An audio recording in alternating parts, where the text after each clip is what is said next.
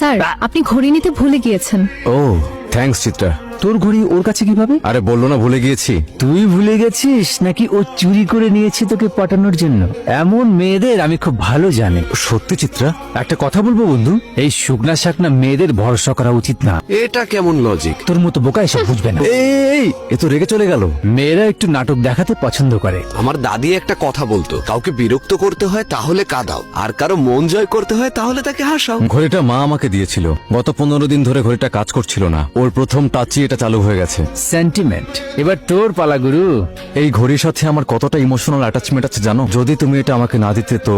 আপনি এত ড্রামা করছেন কেন স্যার? আপনিই তো রাখতে দিয়েছিলেন। বলো তো কেন দিয়েছে? কেন দিয়েছে? এটাই তো বলছি, কেন দিয়েছে। আরে ধীরে ধীরে সব জেনে যাবে। যাও, ও আমার ভালোবাসার গল্পের সবচেয়ে বড় ভিলেন। ভিলেন কিনা বলতে পারবো না, তবে ওর সাপোর্ট ছাড়া তুই বিয়ে করতে পারবি না। আমার বিয়েতে ওকে কি দরকার? তুই হয়তো জানিস মঙ্গলসূত্র 2 হাত দিয়ে বাঁধতে হয়।